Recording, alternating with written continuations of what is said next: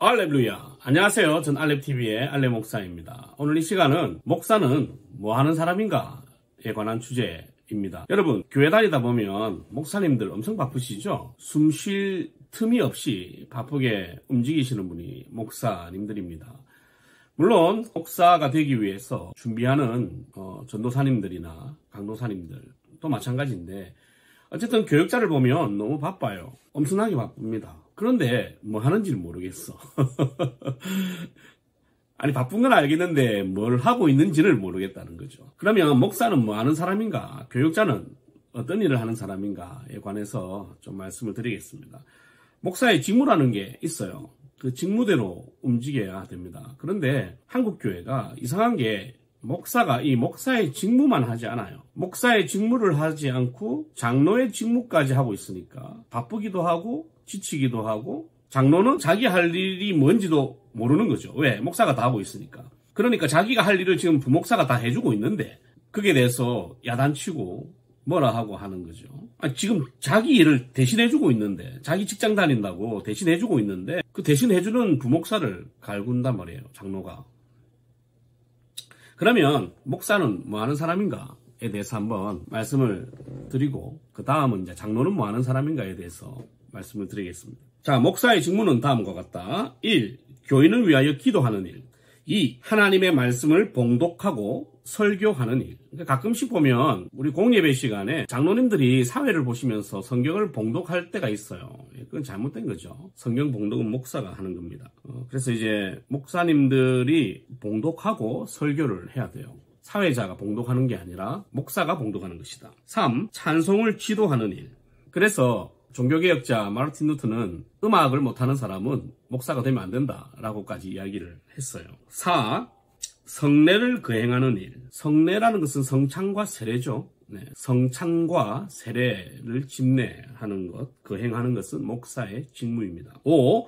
하나님의 사자로서 축복하는 일. 성도들을 축복하고 개업신방, 가게신방 가서 축복해주는 것, 그게 목사의 직무입니다. 그러니까 여러분들이 일하고 사업을 하시다 보면 많이 힘들 때가 있어요. 그럴 때는 목사님들 불러서 기도해 달라고 하세요.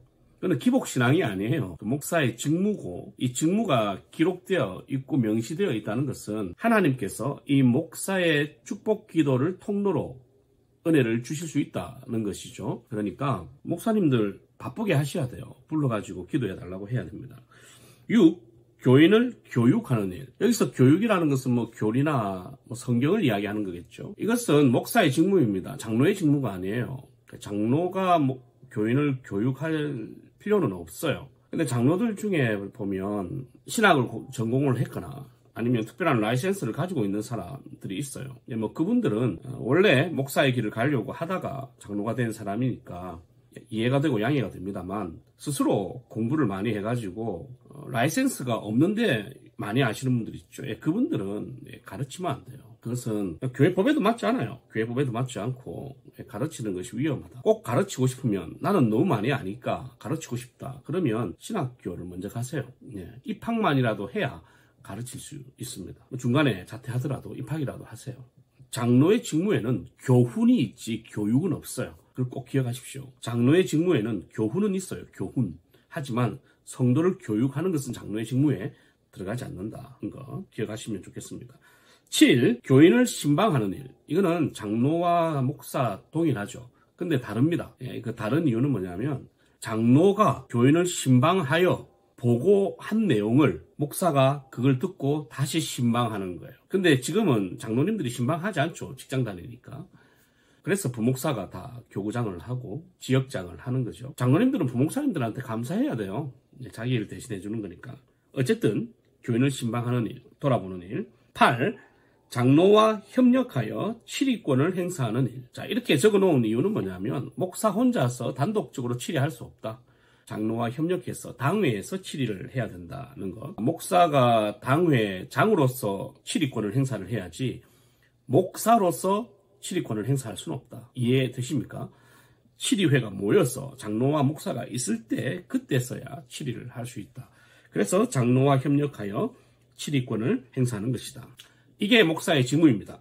빠르게 요약하면 교인을 위하여 기도하는 일, 하나님의 말씀을 봉독하고 설교하는 것, 찬송을 지도하고 성례를 거행하고 하나님의 사자로서 축복하고 교인을 교육하고 교인을 신방하고 장로와 협력하여 치리권을 행사하는 것.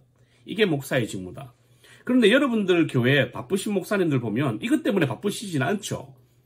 그러면 누가 잘못됐을까요? 뭐가 잘못됐을까요?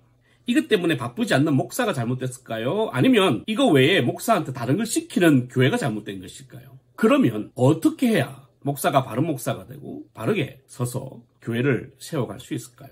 이것은 교회마다 문화가 다르고 상황이 다르기 때문에 이게 더 정답이다라고 말하기는 어려울 것 같아요. 하지만 여러분들은 앞으로 목사님을 청빙하여 같이 교회를 세워나갈 때 이 점을 좀 염두에 두고 목사가 목사의 직무에 최선을 다할 수 있도록 돕는 것, 그것이 교회를 바르게 세워나가는 1차 기초다라는 것을 좀 기억해 주셨으면 좋겠습니다.